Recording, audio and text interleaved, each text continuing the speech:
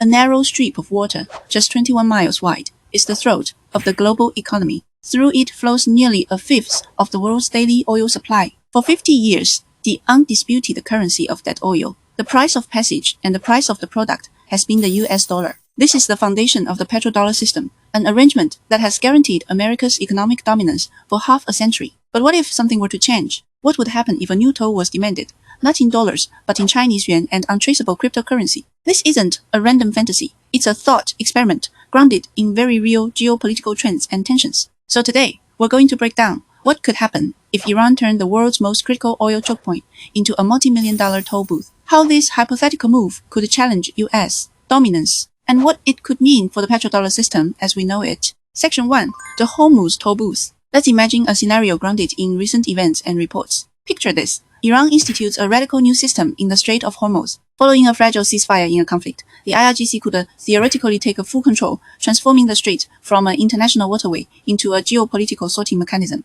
Here's how it might work. Any vessel wishing to pass would have to go through a pre-approval process. Ship operators would submit their cargo manifests, crew lists, and ownership details. In this scenario, the IRGC vets each vessel, maybe even assigning it a friendliness ranking. Ships from nations deemed non-hostile might be prioritized. And for those in between, they'd have to pay a toll, a steep one. Some reports have speculated on fees starting at $1 per barrel of oil, meaning a single supertanker could be charged up to $2 million for a single transit. And here's the crucial part of our thought experiment.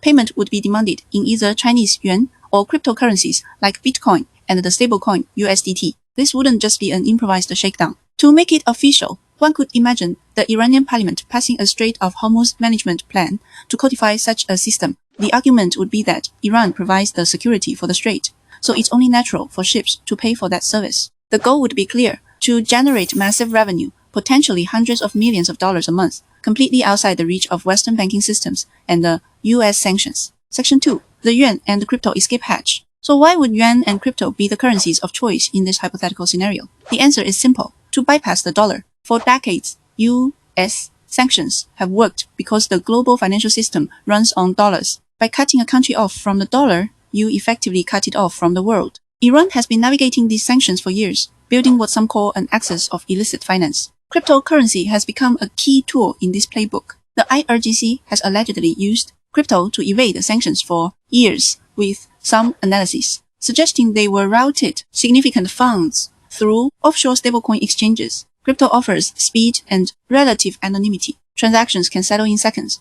making them nearly impossible for USAF authorities to freeze or intercept in real time. To handle a new influx of funds, one could envision Iran setting up dedicated digital currency exchanges to rapidly convert crypto tolls into other assets. The other side of this coin is the Chinese yuan. China is a major customer for Iranian oil, and it has been systematically building an alternative to the dollar-based SWIFT system. It's called CIPS, the Cross-Border Interbank Payment System. By demanding payment in yuan routed through CIPS, Iran could settle multi-million-dollar transactions without ever touching the US financial system. Data already shows a growing capacity and willingness to settle major transactions in yuan, especially in the energy trade. Section 3. An illegal maneuver. This brings us to a critical question. Would this even be legal? In short, no, under the UN Convention on the Law of the Sea, or in clause, natural waterways classified as international straits guarantee a right of transit passage. This means ships have the right to continuous and unobstructed passage, and bordering states cannot charge tolls simply for the right to pass through.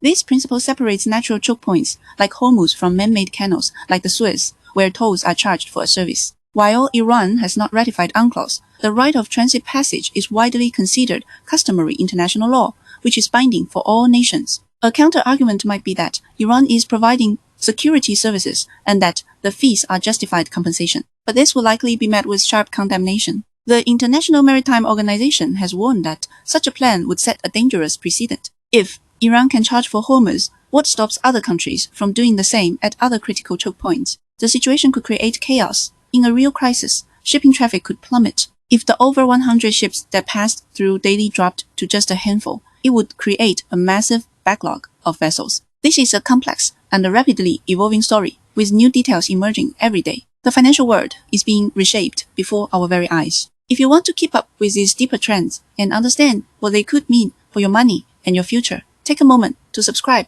and hit the notification bell. Your support helps us continue to bring you this in-depth analysis. Section 4. The assault on the petrodollar. This brings us to the biggest implication of all, how this scenario represents a direct assault on the petrodollar. The petrodollar system, established in the 1970s, rests on a simple but powerful agreement. Oil is priced and paid for in dollars. This creates a constant, massive global demand for U.S. currency. Nations that need to buy oil must first buy dollars. Oil exporting nations are then paid in dollars, which they often reinvest in U.S. assets like treasury bonds, helping the U.S. fund its deficits at a low cost. It's a cycle that has cemented the dollar as the world's primary reserve currency. A hypothetical Hormuz toll paid in yuan and crypto would be a direct attack on this cycle. It would force a portion of the world's most vital commodity trade off the dollar rails. Every barrel of oil paid for in yuan is a barrel that doesn't require the purchase of U.S. dollars. This move, while localized, would be a symbolic and a practical demonstration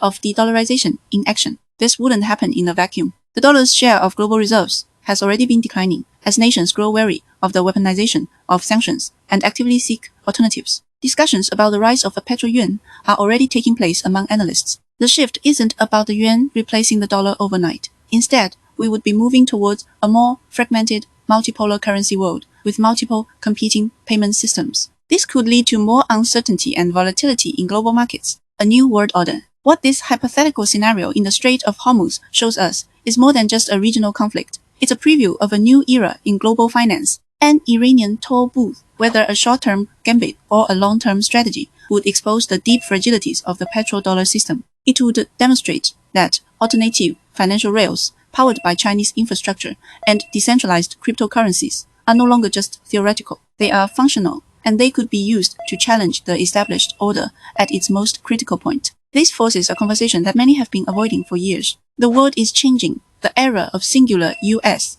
economic dominance is giving way to a more complex and contested landscape. The story is no longer about one currency rising and another falling, but about the slow and sometimes chaotic reshaping of the entire system. The events we've discussed today aren't the end of the story, but they could be a dramatic new chapter. And the question we are all left with is, what comes next? Thanks for watching.